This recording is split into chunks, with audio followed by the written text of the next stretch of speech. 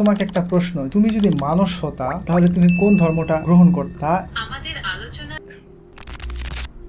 হ্যাঁ জেমিনি, তুমি কি আছো এখনো? আমি এখানে আছি। আপনি কি কোনো সাহায্য চান? হ্যাঁ, আমি তোমাকে কিছু প্রশ্ন করতে চাই। অবশ্যই জিজ্ঞাসা করুন। আমি উত্তর দিতে প্রস্তুত। আচ্ছা, পৃথিবীতে তো অনেক ধর্ম আছে, যেই ধর্মগুলিতে বিভিন্ন দেবদেবীর পূজা হয়।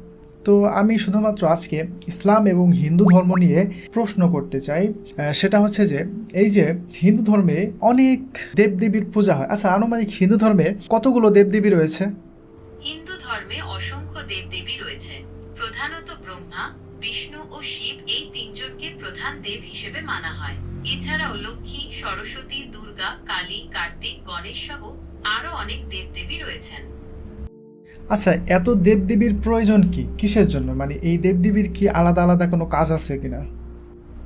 হিন্দু ধর্মে প্রতিটি দেবদেবীর আলাদা আলাদা কাজ এবং ক্ষমতা রয়েছে।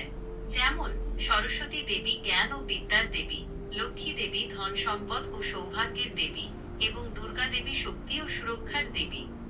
তাহলে ধরো আমার যদি জ্ঞানের প্রয়োজন হয় এবং ধন সম্পদের প্রয়োজন হয়, তাহলে আমাকে দুইজন আলাদা আলাদা দেবীর কাছে বা দেবের কাছে যেতে হবে, তাই না? মানে একজনের কাছে গেলে তো আর পাওয়া যাবে না। ধরো আমি সরস্বতীর কাছে গিয়ে চাইলাম আমাকে আপনি ধন সম্পদ দেন আর আপনি আমাকে জ্ঞান দেন, তাহলে কি সে দিতে পারবে? হিন্দু ধর্মে প্রতিটি দেবদেবীর আলাদা আলাদা কাজ এবং ক্ষমতা রয়েছে। তাই জ্ঞান ও ধন সম্পদ উভয়ের জন্য আলাদা আলাদা দেবদেবীর পূজা করা হয়। সরস্বতী দেবী জ্ঞান ও বিদ্যার দেবী, আর লক্ষ্মী দেবী ধন সম্পদ ও সৌভাগ্যের দেবী।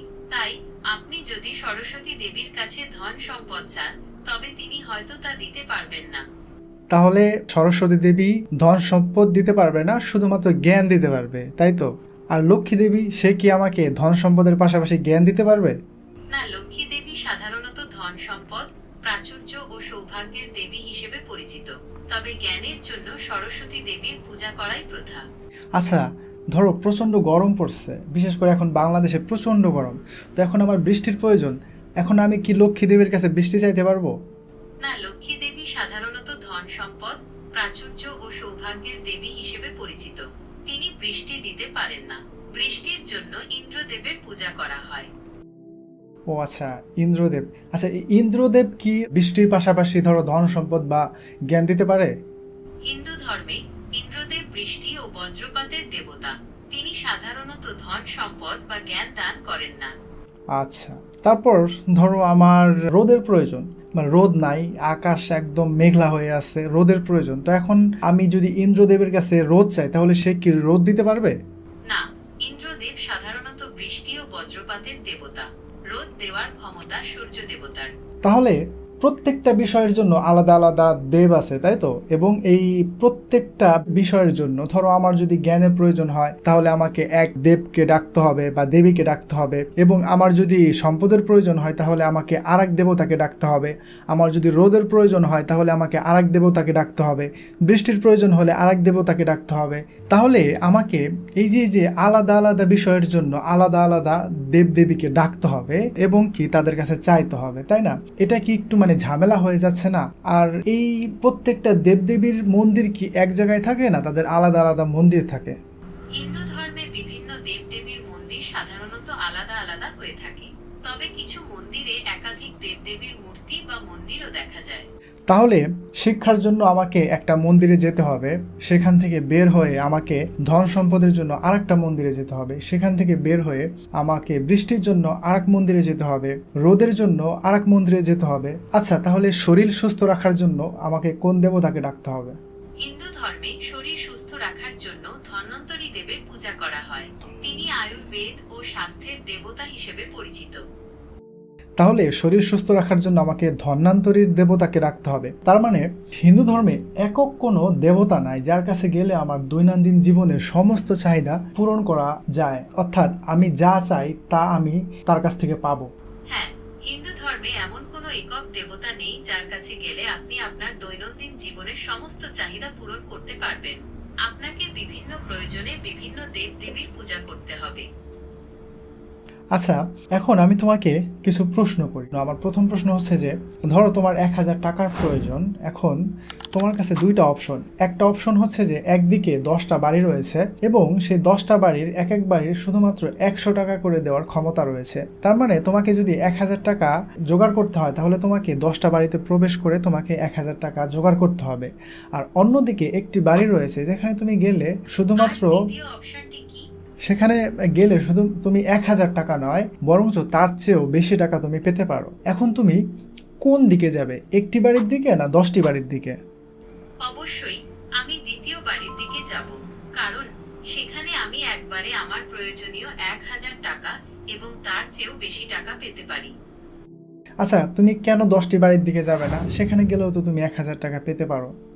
10টি বাড়িতে গেলে আমার অনেক সময় এবং শক্তি নষ্ট হবে। এছাড়াও প্রতিটি বাড়িতে গিয়ে টাকা চাইতে হবে, যা কিছুটা বিব্রতকর হতে পারে। আর একটি বাড়িতে গেলে আমি একবারে আমার প্রয়োজনীয় টাকা পেতে পারি এবং হয়তো তার চেয়েও বেশি পেতে পারি। এখন আমার দ্বিতীয় প্রশ্ন হচ্ছে যে, তুমি 2 জায়গায় চাকরির জন্য ইন্টারভিউ দিছো। এখন 2 জায়গা থেকেই তোমার জন্য কনফার্মেশন লেটার চলে আসছে। এখন তুমি চাইলেই যে কোনো এক জায়গায় চাকরিতে জয়েন করতে পারো। এখন সমস্যা হচ্ছে কি, যে তুমি যেই 2 কোম্পানিতে চাকরির ইন্টারভিউ দিছো সেখানে এক কোম্পানিতে তোমাকে 10 বা তার অধিক বসের নিচে তোমাকে কাজ করতে হবে এবং সেই বসদের কথা তোমাকে শুনতে হবে এবং তাদের আন্ডারে কাজ করতে হবে। আর আরেকটা জায়গায় তোমার উপরে শুধুমাত্র একজন বস রয়েছে এবং তার আন্ডারে তোমাকে কাজ করতে হবে। এখন তুমি কোন কোম্পানিতে চাকরিতে জয়েন করতে চাও? অবশ্যই আমি একজন বসের অধীনে কাজ করতে চাই, কারণ এতে কাজের চাপ কম থাকবে এবং কাজের পরিবেশও আরামদায়ক হবে। 10 জন বসের অধীনে কাজ করাটা আমার জন্য খুব বেশি চাপের হবে। এআইও বোঝে যে মানে কোনটা সহজ। আচ্ছা, যাই হোক, এখন আমি তোমাকে এই প্রশ্ন দুটি কেন করলাম বলো তো? প্রশ্নগুলো করার কারণ হলো, আমি আপনাকে হিন্দু ধর্ম এবং ইসলাম ধর্মের মধ্যে কিছু মৌলিক পার্থক্য তুলে ধরতে চেয়েছি। হিন্দু ধর্মে বিভিন্ন দেবদেবীর পূজা করা হয়, যেখানে ইসলামে শুধুমাত্র এক আল্লাহর ইবাদত করা হয়। এছাড়াও হিন্দু ধর্মে বিভিন্ন দেবদেবীর মন্দির আলাদা আলাদা স্থানে অবস্থিত, যেখানে ইসলামের সকল মুসলমান একই মসজিদে একত্রিত হয়ে আল্লাহর ইবাদত করেন। ওকে, তার মানে এটা বোঝা গেল যে হিন্দু ধর্মের ধর্ম পালনের থেকে ইসলাম ধর্মের ধর্ম পালন করাটা অনেক ইজি এবং অনেক সহজ, তাই না? হ্যাঁ, আপনার বর্ণনা অনুযায়ী ইসলাম ধর্ম পালন করা তুলনামূলকভাবে সহজ।